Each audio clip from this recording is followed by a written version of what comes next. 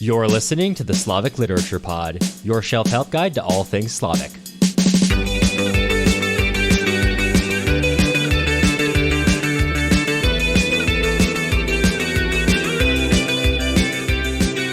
I'm Cameron Lalana. And I'm Matt Gerasimovich. And today we're covering Part 1, Chapter 34 of Vasily Grossman's Life and Fate, continuing along with the whole Shaposhnikov family, not Ludmilla alone, as they begin to deal with the aftermath of Tolya's death, and really the way they also deal with their own grief, but especially how they deal with Ludmilla's grief. This is really continuing on the...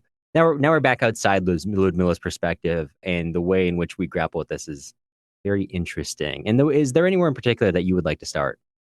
Just how kind of quiet the whole scene is, how quick it happens to her breaking the news to her family about Tolya. And of course, everybody is very upset and crying and all of this, but Grossman doesn't really give you any of his good narration here, I don't think.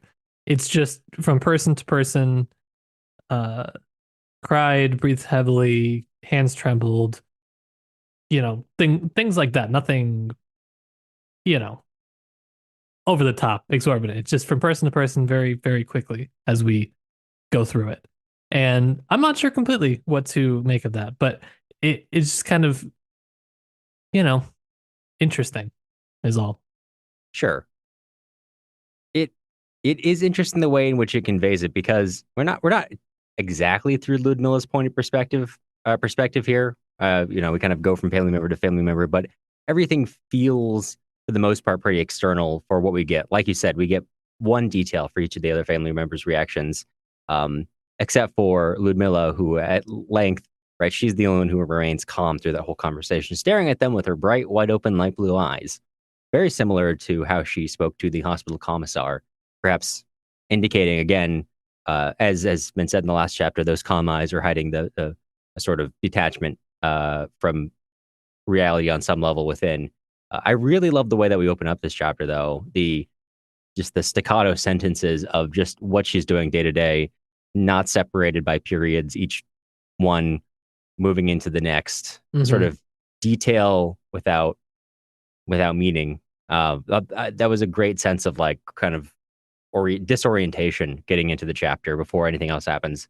It makes me think maybe it is from her point of view then, just the sort of, as you were saying, it kind of made sense that way, that it's just there. It's detached. It's kind of neutral almost, which is very strange. It struck me as strange compared to especially the last chapter, which is quite emotional, to then just be on this sort of neutral ground with the narrator, just narrating as such, narrating as it is, or that's how it might seem neutrally, even though everybody is of course very distressed. And so I don't know, maybe it is this coping mechanism, or just being in slight denial. I don't know, it's all very recent for her, so who are we to say?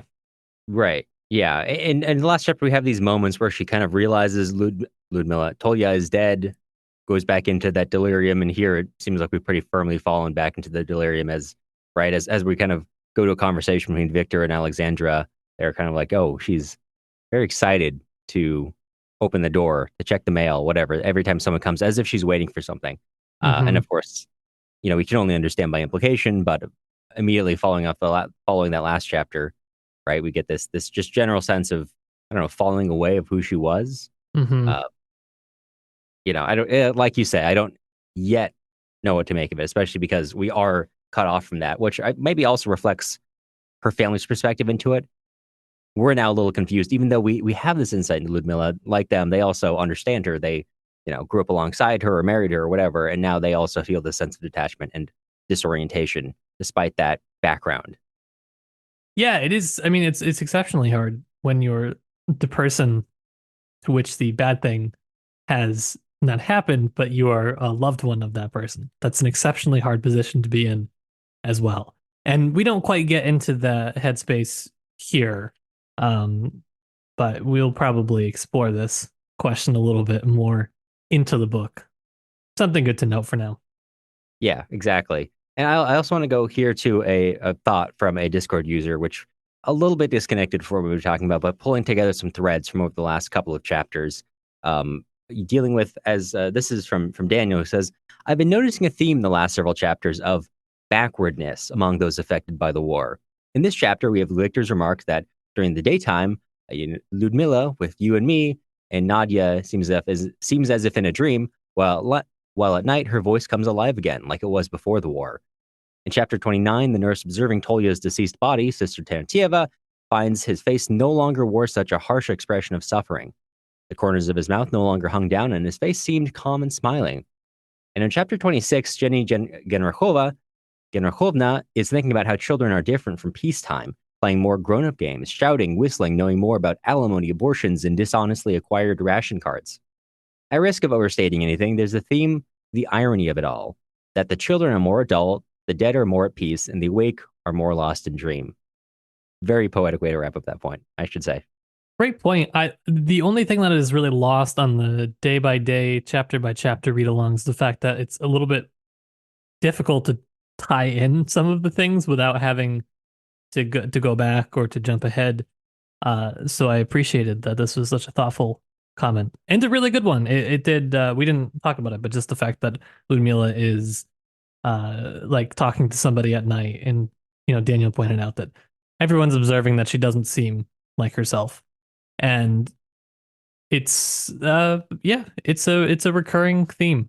War is war is hard, and there, I said it. I did.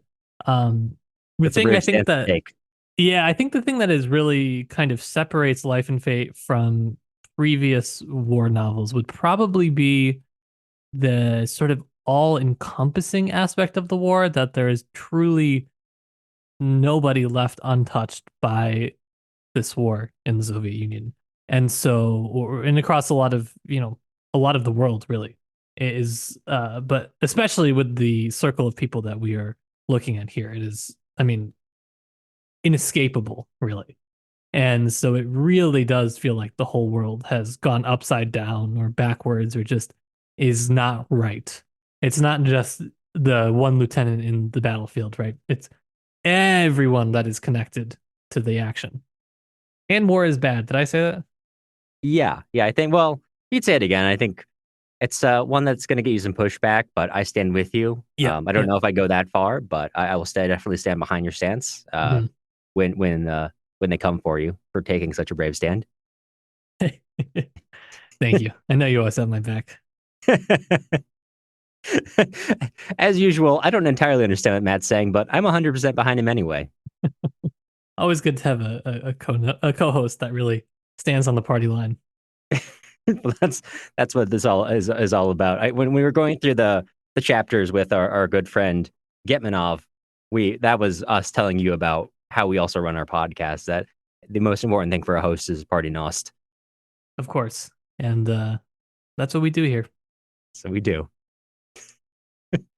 All right, I'm gonna cut us off before we keep this bit going longer than it already has.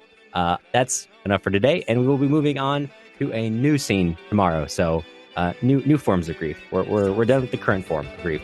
So tomorrow, the day on which you will hear from us again soon.